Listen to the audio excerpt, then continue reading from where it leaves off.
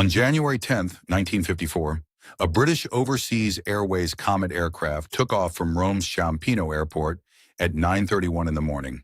It was the world's first commercial jet airliner, the pride of British aviation. 35,000 feet above the Mediterranean Sea, it simply came apart. No distress call, no warning. 35 people gone. Then it happened again. April 8, 1954, another comet, another climb to altitude, another explosion. The engineers who built that aircraft were some of the best in the world, and they couldn't understand why. The engines were fine. The pilots were experienced. The metal was structurally sound. But somewhere at the edge of 35,000 feet, something was killing the aircraft. Quietly, invisibly, and repeatedly. When the investigation team at the Royal Aircraft Establishment in Farnborough finally found the answer, it came from one of the most ordinary places imaginable, the windows. And here's what makes that story strange. The same enemy that brought down the comet, the same physics, the same invisible force, is the one fogging up your car window every cold morning. One costs you 30 seconds of visibility, the other costs 35 people their lives. Your car window fogs because of one simple, brutal fact. Warm air can hold significantly more moisture than cold air. Every time you breathe inside a cold car, you're exhaling air loaded with water vapor. That warm, humid cloud drifts toward the cold glass surface. The moment it touches it, the air temperature drops instantly, hitting what engineers call its dew point, the temperature at which it simply cannot hold its moisture anymore. Water vapor transforms into millions of microscopic liquid droplets, clinging to the glass, scattering light, turning your windshield into a wall of gray. Your side windows make this worse. A single pane of tempered glass with almost no insulating properties. The interior surface is barely warmer than the exterior. A perfect cold surface inside a perfect humid box. Your defroster is not a solution, it's a surrender. It blasts hot, dry air at the problem and buys you time. But the battle was already lost the moment you closed the door. Your car was built to move, not to manage its own microclimate. Fog is an accepted side effect of a simple design. No one was going to die because of it. At 35,000 feet, the stakes of that same physics are completely different. Climb with me back to where the comet fell apart. At 35,000 feet, the outside air is minus 50 degrees Celsius. If you were exposed to it, your useful consciousness would last between 30 and 60 seconds. The air is so thin it barely registers. But the passengers inside are breathing normally. Because the cabin is pressurized, artificially maintained at the equivalent of roughly 8,000 feet above sea level. Now the window has two simultaneous problems. The first is force. On the ground, air pressure is 14.7 pounds per square inch. At 35,000 feet, it drops to 3.5 pounds per square inch. To keep people alive, the cabin is held at around 11 to 12 pounds per square inch. That gap, roughly 7 to 8 pounds per square inch, means the air inside is constantly, relentlessly trying to burst outward through every seam, every panel, every window. On a typical passenger window, the total outward force is over 1,100 pounds, the equivalent of a grand piano, balanced against a piece of glass, every single moment of every flight. The second is moisture. A cabin full of breathing passengers generates significant water vapor. Without active management, the windows wouldn't just fog, they would frost over completely blind panels at the worst possible altitude. So the window has to do three things simultaneously. Withstand the force of a small car pressing outward, survive temperatures that can shatter metal, and stay clear enough to see through. A single pane of glass fails at all three before the aircraft leaves the runway. Now get this. The solution the engineers landed on wasn't more glass. It was less glass, arranged more cleverly. An airplane window is not one window. It is a precisely engineered sandwich, usually 3 separate layers of stretched acrylic, each with a completely different job.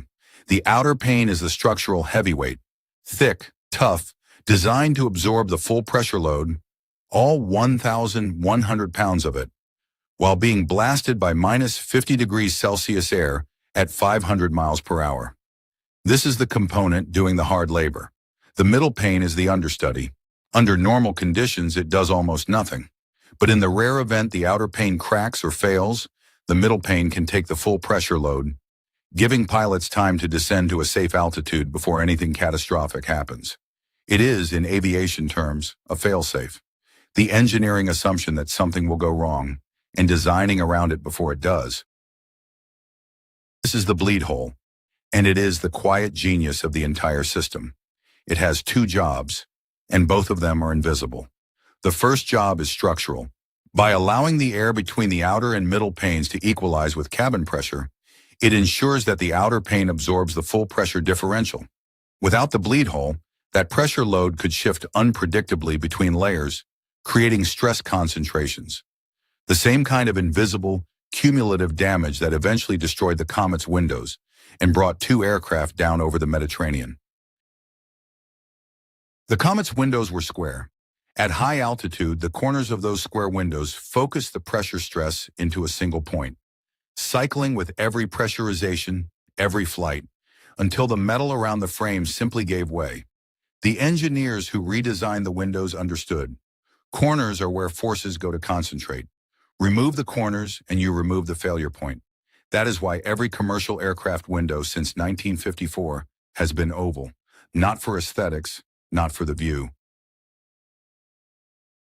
The second job is the one you benefit from every time you sit by the window on a long-haul flight. The bleed hole allows the dry, conditioned cabin air to slowly circulate in the gap between the panes.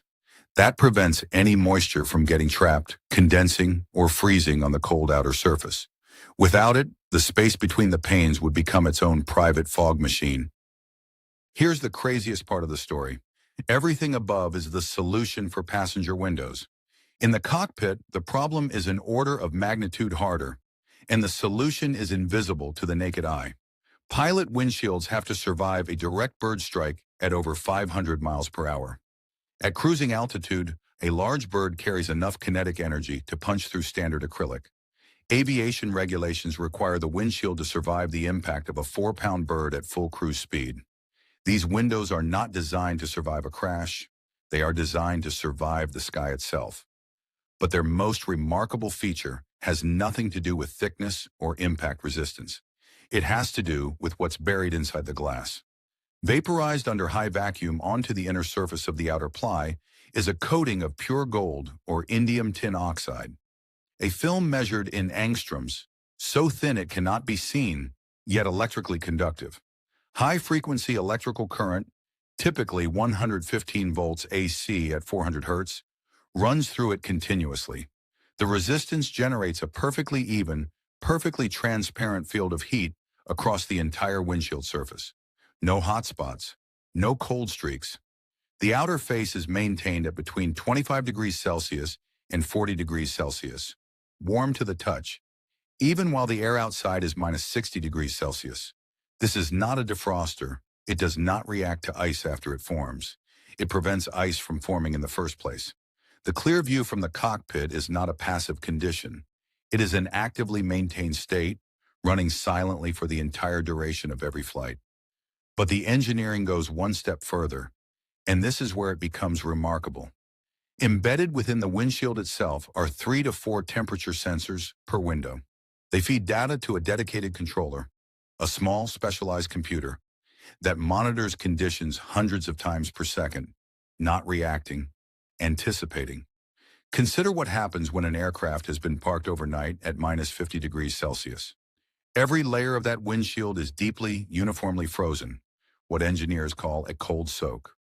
If you apply full electrical power the moment the pilot's board, the outer surface warms faster than the inner layers. The thermal gradient builds faster than the glass can handle. The windshield doesn't fog. It cracks, so the controller doesn't apply full power. It ramps up gradually, matching the heat input precisely to what the glass can absorb without stress, until the entire structure is warm enough to handle full current. A slow, patient, invisible warm-up sequence, running before the pilots have finished their pre-flight checks. And if the gold film develops a fault, most modern windshields have redundant heating layers or independent heating zones. A single break in the film doesn't disable the window. The system routes power around it. The pilot doesn't notice. Your car defroster blows hot air at the problem and hopes for the best. The cockpit windshield has already won the fight before the aircraft leaves the gate. If you enjoyed this story, consider subscribing to Origin Lens, where we uncover the hidden beginnings of the technologies shaping your world.